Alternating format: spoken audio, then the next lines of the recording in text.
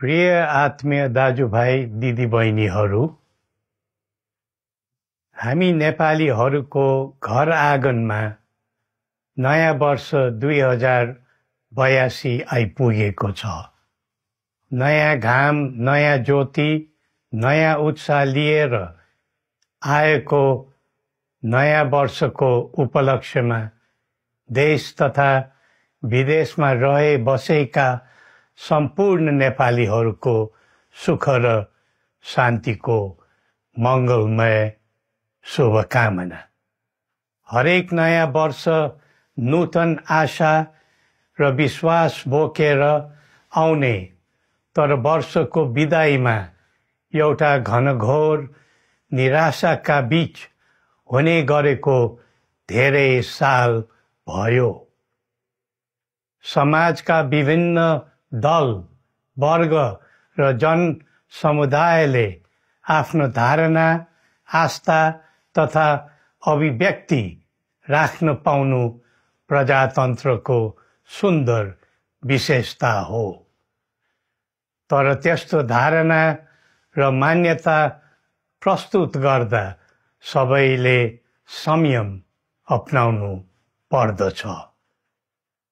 केही दिन अघि जनप्रदर्शनमा जुन प्रकारको हिंसा, आगजनी, तोडफोड भयो, त्यसबाट जस प्रकारको मानवीय एवं भौतिक क्षति भयो, त्यो सुन्दा हामीलाई अत्यन्तै दुःख लाग्यो। नागरिक स्वतन्त्रता भन्दा ठुलो तन्त्र वा वाद हुँदैन। वास्तविक प्रजातन्त्र त्यहाँ हुन्छ जहाँ राम्रो, नराम्रो, जनगुनासो वा गुणगान सुन्ने परम्परा र संस्कार हुन्छ। नेपाली जनतामा देश र भविष्यलाई लिएर जुन खालको जागरुकता पैदा भएको छ, त्यसलाई हामीले सकारात्मक रूपमा लिएका छौं।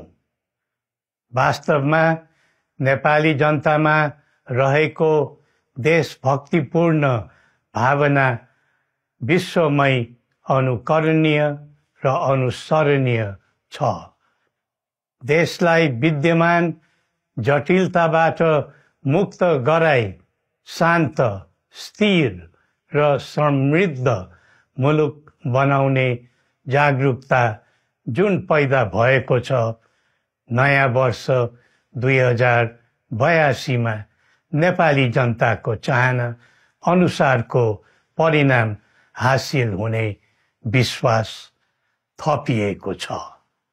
मुलुकमा व्याप्त अशान्ति, अराजकता, निराशा र असन्तुष्टिबाट आम नेपालीलाई मुक्त गर्न नेपालको राज संस्थाले जहिले पनि योगदान पुर्याउँदै आएको विदितै छ। राष्ट्रियता र प्रजातन्त्रलाई मूल कार्य मान्दै जनभावना बमोजिम चल्ने बहुदलीय प्रजातन्त्र र संवैधानिक राज संस्थाको परम्परामा हाम्रो मान्यता रही आएको छ। वर्तमानमा बदलिँदो जनचाहनाको पनि कदर गरी राज्य शक्तिको स्रोत जनता नै हुन् भन्ने मन्जुरी सदैव स्थापित हुनु पर्दछ। राष्ट्र निर्माता श्री 5 बरामहाराज धीराजको दिव्य उपदेशलाई नै अबको राज्य सत्ताको मूल मन्त्र सोच्नुमा के होला? सन्तुलित कूटनैतिक सम्बन्ध र आत्मनिर्भर नेपालको परिकल्पना नै पृथ्वी पथको मूल सार हो।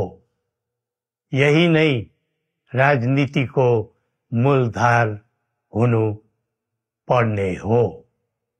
विश्वको बदलिँदो परिस्थितिलाई मनन गर्दै विश्वव्यापीकरण र स्वतन्त्र व्यापारका आधारहरूलाई चुनौतीको रूपमा लिँदै चरम आर्थिक मन्दी भोग्नु परिरहेको अहिलेको सन्दर्भमा नेपाल जस्ता विकासोन्मुख देशले आत्मनिर्भर अर्थतन्त्र निर्माणको कार्यमा अर्जुन दृष्टि लगाउनु पर्ने समय आएको छ।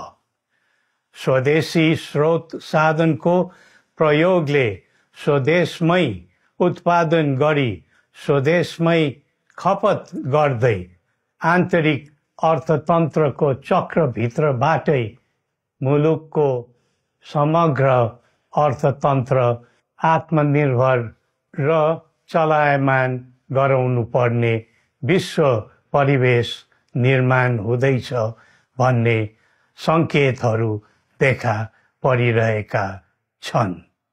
विश्वकै उत्कृष्ट यो भूमिमा बाँच्न समेत गाह्रो हुने स्थिति पैदा भएपछि बढ्दो युवा पलायनलाई रोकी युवा शक्तिको श्रम र सिपलाई स्वदेशमै उच्च उपयोग गर्नु पर्दछ।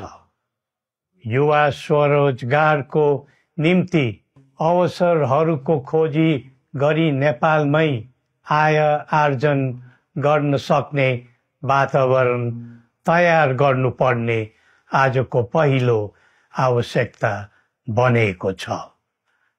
सबै नेपालीको तन, मन र ध्यान त्यसैमा लगाउनु परेको छ। विश्वभरि छरिरहेका नेपालीहरू एकताका सूत्रमा बाँधिन अब ढिला गर्नु हुँदैन। आफ्ना ज्ञान, सिप र सामर्थ्य मात्र होइन, त्यहाँ आर्जेको पुँजी, स्रोत र साधन समेत नेपालमै लगाउनु पर्दछ भन्ने भावना सबैमा जागृत गराउनु परेको छ। प्रकृतिले दिएको स्वर्ग जस्तै सुन्दर हिमवत् खण्ड नेपाल सिँगार्न र विकासको विकुल फुक्न कसरी लाग्ने र लगाउने स्वदेश फर्क स्वदेश नै स्वर्ग भन्ने अभियान चलाउनु पर्ने आजको आवश्यकता भएको छ। जनभावना र चाहना बुझी मुलुकको समग्र संरचनामा नै हेरफेर र सुधारका कदम चाल्नुपर्ने तथ्य स्पष्ट देखिन्छ। शिक्षा, स्वास्थ्य र दैनिक कामकाजका पद्धति र प्रणालीहरूमा आमूल परिवर्तन र सुधार गरी यिनको आधुनिकीकरण अनिवार्य भइसकेको छ।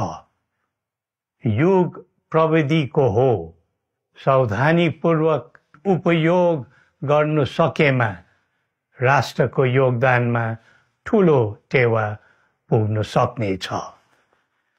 सुशासन र भ्रष्टाचार मुक्त प्रशासन मूल नारा हुनु पर्दछ।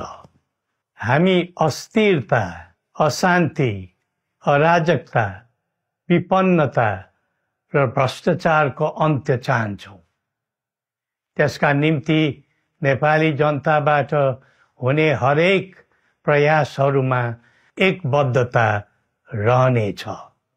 मुलुकको गिर्दो अर्थव्यवस्था, रुग्न हुँदै गएको औद्योगिक उत्पादन, बढ्दो राष्ट्रिय ऋण र बेरोजगारी, रक्षात्मक बन्दै गएको राष्ट्रियता, राष्ट्रिय एकता, सामाजिक सद्भाव, मौलिक धर्म, संस्कृति तथा जनस्तरमा बढेको निराशा, असन्तुष्टि हाम्रो चिन्ताको मूल विषय हो। नागरिक पलायनसँगै पुँजी पलायन, भ्रष्टाचार र व्यथिति देशले थाम्नै नसक्ने स्तरमा झाँगिएको छ। यो स्थितिमा नयाँ वर्षलाई उपलब्धिमूलक बनाउनु हामी सबै नेपालीको सामूहिक र एकताबद्ध प्रयास अपरिहार्य भएको छ। नेपाली बीच द्वन्द्व नहोस्, परस्पर अविश्वास र हिंसाको दुःखद मनोस्थिति नबनोस्, देशवासीहरू कुनै पनि नाम र न्युहुमा ध्रुवीकृत नबनुन् भन्नेतर्फ हामी सदैव सचेत र संवेदनशील छौं। नेपालीको एकतामा नै नेपालको भविष्य निहित रहेको यथार्थलाई हामीले आत्मसात गरेका छौं। सबैले यही वास्तविकतालाई आत्मबोध गर्नुपर्दछ भन्ने ठान्दछौं। हाम्रा आह्वान हामी कसैको निजी स्वार्थपूर्तिका निमित्त होइन, कुनै खालको सैद्धान्तिकवाद वा विचारको होइन, समग्र राष्ट्रको स्वाधीनता, समग्र जनताको सम्प्रभुता तथा नेपाल र नेपालीको सुखमय प्रतिष्ठाको निम्ति हो। आफ्नै प्रकारको अग्रणी राष्ट्र हामीले नै बनाउने हो अनि आफ्नो स्वतः र अस्तित्व हामी आफैले उठाउने हो। संसार धेरै अघि बढिसक्यो, तर हामी यो वा त्यो वादको चक्रव्यूहमा फँसेका छौं। नेपाल आमालाई केन्द्रमा राखेर हाम्रा विचार बन्नुपर्छ, हाम्रा कदम चल्नुपर्छ। हरेक समस्याको समाधान संवाद, सहमति, समन्वयन र सहकार्यबाट हुन सक्छ। आगामी वर्ष नेपाली इतिहासको स्मरणीय र सुनौलो सम्झना बन्नुपर्छ र बनाउनु सकिन्छ भन्ने विश्वास हामीले लिएका छौं। नयाँ वर्षले नयाँ आशा, उमङ्ग र उत्साह ल्याओस् अनि नेपालीको सुनौलो भविष्यको सुनिश्चितता होस्। श्री पशुपतिनाथले हामी सबैको कल्याण गरून्। जय नेपाल।